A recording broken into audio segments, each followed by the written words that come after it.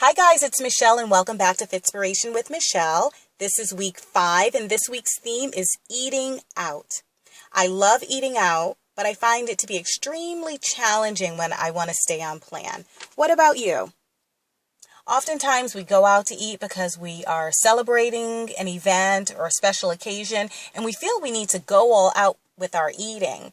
Or we might feel that we're rewarding ourselves. We deserve this meal. What are some things that we can do to stay on track while we're eating out? First, let's focus on what we can do before going out to eat.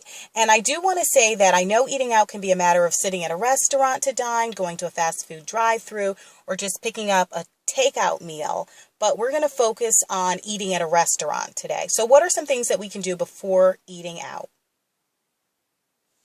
The first thing we can do is peruse the menu in advance. Go onto the restaurant's website if they have one and decide in advance, what you're going to eat.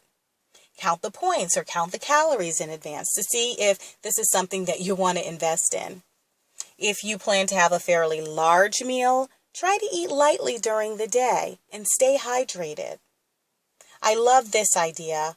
Work out, take a hot shower, and then put on a cute outfit. Nothing too confining, but nothing super roomy either. If possible, try to fight the temptation to wear something that's super stretchy and elasticy and roomy.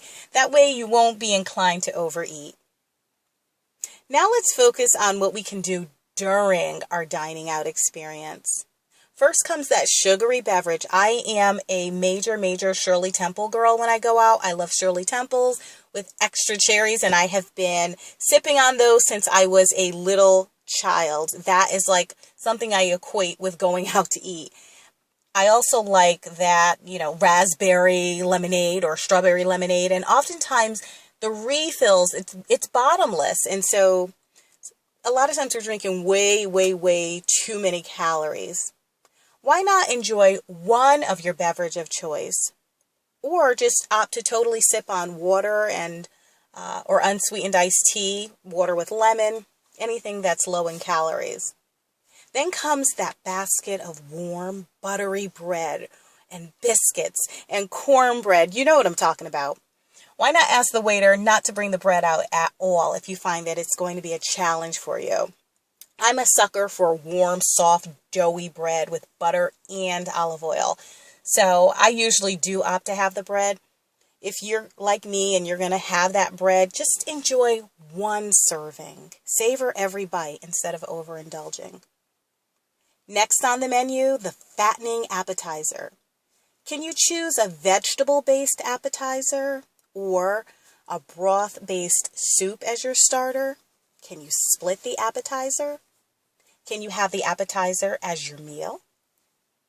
And now for the main entree, which is generally large enough to feed a family of 5 hungry elephants. Have you seen the size of these plates lately? The portions are humongous.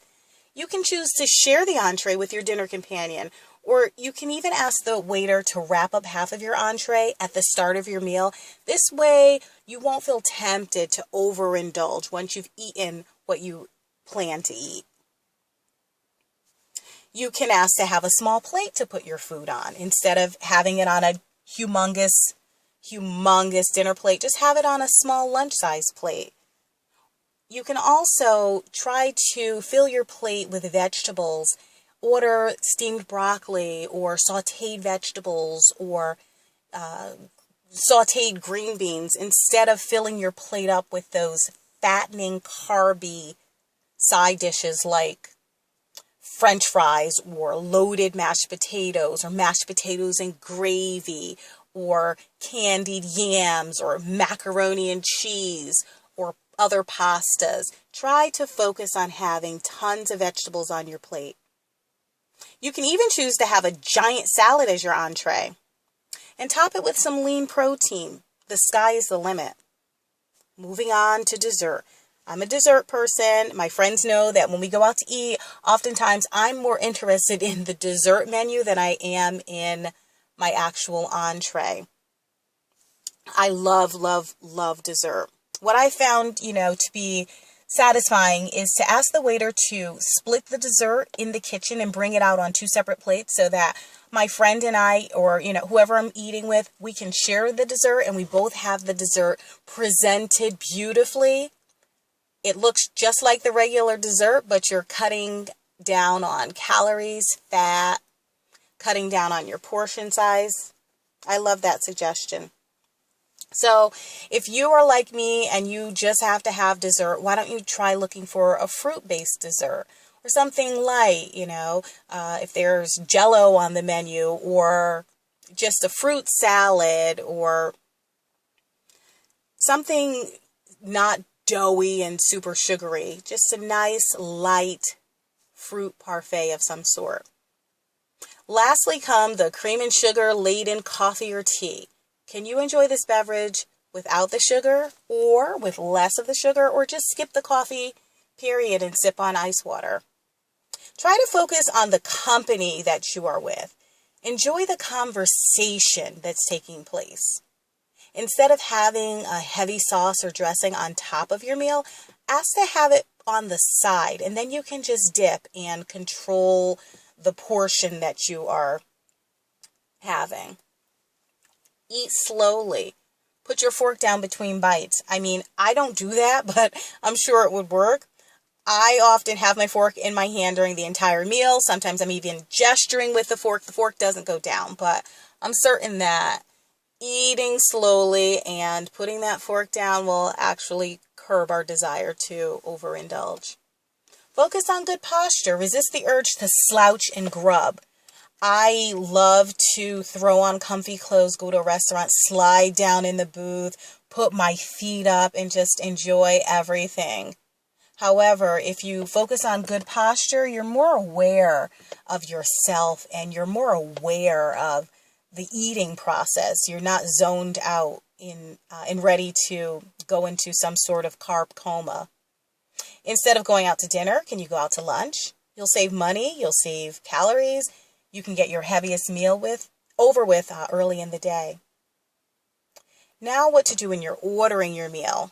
Try to avoid fried, battered, buttery, creamy, crispy, cheesy, thick, breaded, smothered, or glazed items. Opt for broiled, raw, steamed, blackened, baked, roasted, light, fresh, grilled, or sautéed items. Be diligent. Ask your waiter how your food is prepared and ask them to cook without using excess oil, grease, fat. I am a huge fan of finding out how my things are prepared, especially now that I don't eat meat. I was recently at a restaurant and I wanted to order beans, and I thought to myself, well, everyone doesn't prepare their beans without meat. Let me inquire. And sure enough, the beans were prepared with bacon. So I opted to just bypass the beans because I didn't want to have the meat. So, it doesn't hurt to inquire about how your food is prepared and ask your waiter to eliminate certain things. A lot of times they add extra butter when they're sautéing vegetables. You can have it sautéed with just light butter or light oil. Now what to do after you've enjoyed your meal. Throw on something comfy, maybe put on a pair of comfortable shoes, and take a short walk. You don't want to do anything strenuous while you are digesting your food, but just a short walk. Don't go straight into couch potato mode if it's possible. If you're at the mall, you've eaten a meal at a mall restaurant, do a lap around the mall. Or if you have eaten by the ocean, take a short stroll. Just do anything to avoid being totally sedentary right after your meal. If you're counting points, tally up the points. If you're counting calories, tally up the calories of your meal. Drink a lot of water. Try to flush out that extra sodium. Oftentimes restaurants use a lot more sodium than we do when we're cooking at home. Sip on peppermint tea. Sip on green tea. I don't know if there's any science to this, but I find that sipping on warm tea after a meal makes my stomach feel more settled and less puffy and bloated. Remember, count your blessings. Not everyone has the luxury to go out to eat at a restaurant. Enjoy it. Wishing you many more delicious and satisfying meals shared with amazing company or even enjoyed solo. Have a great week.